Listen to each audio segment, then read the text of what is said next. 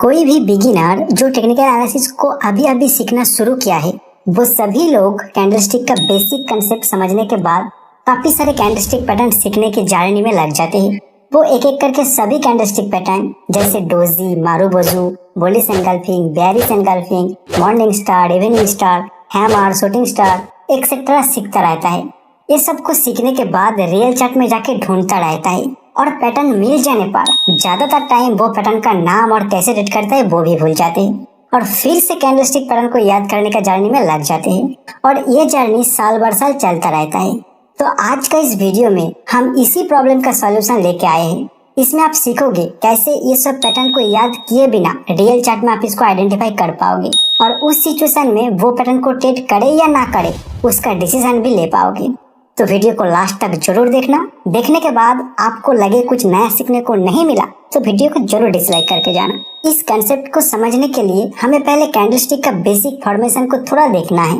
कोई कैंडल का ओपन नीचे और क्लोज ऊपर है तो उस कैंडल का कलर ग्रीन होता है और जनरली उसको बुलिश कैंडल माना जाता है। सेकेंड, जिस कैंडल का ओपन ऊपर और क्लोज नीचे होता है उसका कलर रेड होता है और जनरली उसको बेयरिश कैंडल माना जाता है। और हाई और लो इस डिस्टेंस को उस कैंडल का रेंज कहा जाता है। इतना बेसिक अगर आपको क्लियर है तो कोई भी कैंडल पैटर्न अगर आपके सामने बन रहा है तो अपने आप को हमेशा आप दो क्वेश्चन पूछोगे। फर्स्ट, उस कैंडल का टोटल रेंज के कंपैरिजन में उसका क्लोज कहाँ पर हो रहा है। सेकेंड, उस कैंडल का साइज अपने प्रीवियस कुछ रिसेंट कैंडल का कंपैरिजन में कैसा है। तो फर्स्ट क्वेश्चन को हम पहले देख लेते हैं। इस क्वेश्चन का आंसर से आप जान पाओगे उस कैंडल में प्राइस को कंट्रोल किसने किया, बायर्स या सेलर्स। जैसे इस कैंडल में आप देख सकते हो प्राइस यहाँ पे ओपन हुआ और थोड़ा नीचे जाने के बाद हाई यहाँ पे बनाया और हाई के थोड़ा ही नीचे ये क्लोज कर गया। तो कैंडल का टोटल रेंज के कंपैरिजन में क्लोज हुआ हाई के नजदीक। मतलब फर्स्ट क्वेश्चन का आंसर से हमें पता चल रहा है इस कैंडल में प्राइस को बायर ने कंट्रोल किया है क्योंकि इसका जो क्लोज है वो हाई के नजदीक है। अभी आप ये कैंडल को देखो, हो सकता है ये एक ग्रीन कैंडल मतलब बुलिश कैंडल, लेकिन टोटल रेंज के कंपैरिजन में अगर हम इसको देखें तो हम देख सकते हैं क्लोज हो रहा है टोटल रेंज के लो के आसपास। इसका मतलब इस कैंडल में प्राइस को कंट्रोल किया है सेलर्स।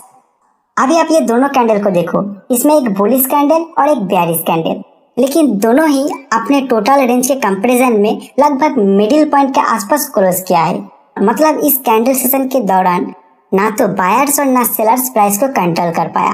तो यहाँ पे एक इनडिसीजन टाइप का प्राइस एक्शन हुआ है।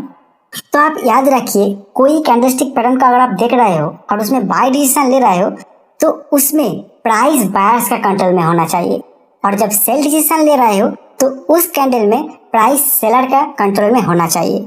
और जहां पर इनडिसीजन है मतलब प्राइस ना तो बायर्स के कंट्रोल में है और ना तो सेलर्स के कंट्रोल में, वहां पर कोई ट्रेड एंट्री नहीं बनता है।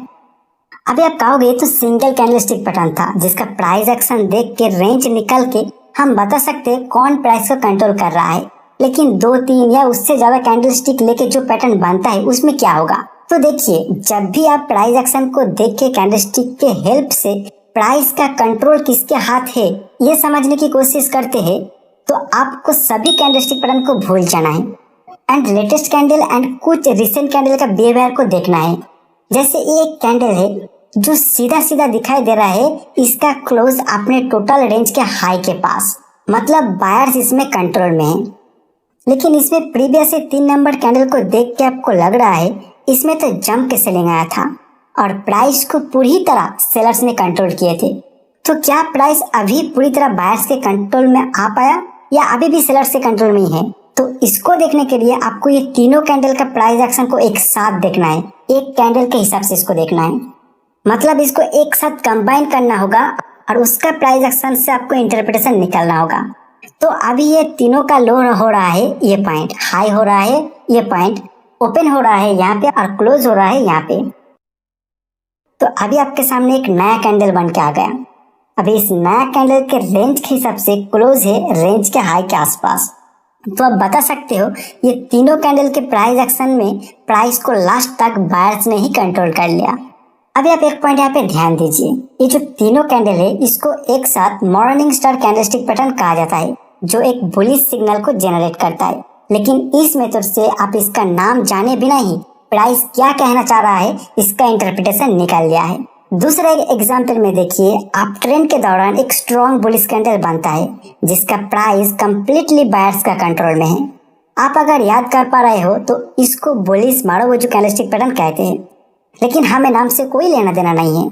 आप अभी इस कैंडल को देख के सोच रहे हो अगर नेक्स्ट कैंडल बुलिश कैंडल बने तो हम इसमें बाय करेंगे, और आगे जाके नेक्स्ट कैंडल एक छोटा सा बुलिश कैंडल बनता है, तो इस सिचुएशन में आपको तुरंत बाय नहीं करना है, आपको ये दोनों को कंबाइन करके देखना है। तो इसका लो बन रहा है यहाँ पे, हाई यहाँ पे, ओपन यहाँ पे और क्लोज यहाँ। तो इस नया कैंडल का रेंज और क्लोज के हिसाब से आपको सीधा सीधा दिखाई दे रहा है इस दौरान प्राइस को सेलर कंट्रोल कर लिया। तो इस सिचुएशन में यहाँ पे कोई बाय ट्रेड नहीं बनता है। फिलहाल का प्राइस एक्शन को इस तरह स्टडी करने के बाद लग रहा है प्राइस यहाँ से रिवर्स हो जाने का चांस बहुत ज्यादा है। अभी ये दोनों कैंडल मिलके कौन सा पैटर्न बन रहा है मुझे नहीं पता, और इसको याद करने का जरूरत भी नहीं है। आप कैंडलस्टिक का प्राइस एक्शन को देख के बायर्स और सेलर्स का बिहेवियर को स्टडी करना जब सीख जाओगे तो कोई भी कैंडल पैटर्न को याद करने का कोई जरूरत नहीं होगा आपको। अभी आप हमारा सेकेंड क्वेश्चन में आते हैं। उस कैंडल पैटर्न का साइज अपने प्रीवियस कुछ कैंडल का कंपैरिजन में कैसा है। इसमें आपको देखना है जो कैंडल्स आपने स्टडी करके बायर्स और सेलर्स का बिहेवियर जानने की कोशिश कर रहे हो उसका प्रीवियस कुछ रिसेंट कैंडल उसी डायरेक्शन को सपोर्ट कर रहा है क्या नहीं। जैसे प्राइस यहाँ पर रिट्रेस करने के बाद सपोर्ट एरिया में एक स्ट्रॉन्ग बुलिश कैंडल बनाया है, इसको देख के पता चल रहा है इस कैंडल में प्राइस को बायर ने कंट्रोल किए है। लेकिन प्रीवियस रिसेंट कैंडल जब प्राइस नीचे आ रहा था उसमें प्राइस का कंट्रोल सेलर्स का था, और ये सब का जो साइज था उसके कंपैरिजन में रिसेंट बायर्स का कंट्रोल किया हुआ कैंडल बहुत ही छोटा है। तो ये सब देखने के बाद आपको पता चल रहा है जो रिसेंट मूव बायर्स ने ले आया है वो प्रीवियस कुछ कैंडल में सेलर्स जो अपना पावर दिखाया था उसके आगे ज्यादा स्ट्रॉन्ग नहीं है। अभी भी सेलर्स फिर से इजीली प्राइस को कंट्रोल करना शुरू कर सकता है, क्योंकि यहाँ पे जो रिसेंट प्राइस एक्शन है उसके हिसाब से सेलर्स का प्राइस के ऊपर कंट्रोल ज्यादा है। भले ही ये रिसेंट कैंडल में बायर्स ज्यादा कंट्रोल ले लिया है, लेकिन उसका प्रीवियस कुछ कैंडल को देख के कंबाइन करके जब आप इसको देखोगे तो आपको पता चलेगा अभी भी सेलर इसमें काफी कंट्रोल कर रहा है और कभी भी आके फिर से अपने ट्रेंड को कंटिन्यू कर सकता है। तो यहाँ पे ट्रेड ना लेना ही अच्छा है। इस एग्जाम्पल में आप देखोगे रिसेंट दो कैंडल के प्राइस एक्शन के हिसाब से प्राइस को बायर स्ट्रांगली अपने कंट्रोल में कर चुका है, और रिसेंट कुछ कैंडल का प्राइस इसके कंपैरिजन में छोटा है। इससे आपको पता चल रहा है जो मूव हुआ है उसके पीछे स्ट्रॉन्ग बायर्स का हाथ है। अभी सेलर्स आके इजीली इसको कंट्रोल नहीं कर पाएगा, तो आप यहाँ पे बाय करने की सोच सकते हो। और ये केवल आप अपसाइड के लिए नहीं डाउन साइड के लिए भी कर सकते हो। इसमें आप पहले प्राइस का ट्रेंड को आइडेंटिफाई करने की कोशिश करोगे, फिर प्राइस अगर डाउन ट्रेंड में है या फिर कोई रेजिस्टेंस एरिया में है तो रिसेंट कुछ कैंडल को स्टडी करना शुरू करो। कोई पैटर्न इसमें ढूंढने का जरूरत नहीं है, आपको सिर्फ देखना है रिसेंट एक या दो तीन कैंडल मिला के सेलर्स का स्ट्रांगली कंट्रोल है क्या नहीं। और जब प्राइस को सेलर्स ने पूरी तरह कंट्रोल करना शुरू किया है उस कैंडल का साइज अपने प्रीवियस मूवमेंट का रिसेंट कुछ कैंडल का जिसमें प्राइस को बायर कंट्रोल कर रहा था उसके एवरेज साइज से ज्यादा होना चाहिए। अगर ये सब कंफर्मेशन आपको मिल रहा है तो यहाँ पे आप शॉर्ट सेल कर सकते हो। तो जितना सारे कैंडलस्टिक पैटर्न है उसका पीछे का साइकोलॉजी है, उस दौरान स्ट्रांगली प्राइस को कंट्रोल किसने कर रहा है, और उसी के अकॉर्डिंग आपको सभी कैंडलस्टिक पैटर्न को सिखाया जाता है और एक ट्रेडिंग प्लान भी दिया जाता है। तो बस आप उस साइकोलॉजी को समझ लो और अपने हिसाब से कोई भी कैंडल को स्टडी करना शुरू करो। किसी का नाम याद रखने का कोई जरूरत नहीं है। और आज का वीडियो यहीं पे मैं समाप्त करूंगा। कुछ सीखने को ना मिला तो डिसलाइक कर देना, लेकिन अगर कुछ सीखने को मिला तो प्लीज एक लाइक करके हमें कमेंट सेक्शन में जरूर बताना वीडियो कैसे लगा। फिलहाल इतना ही, मिलते हैं नेक्स्ट वीडियो में नए कोई कंसेप्ट के साथ।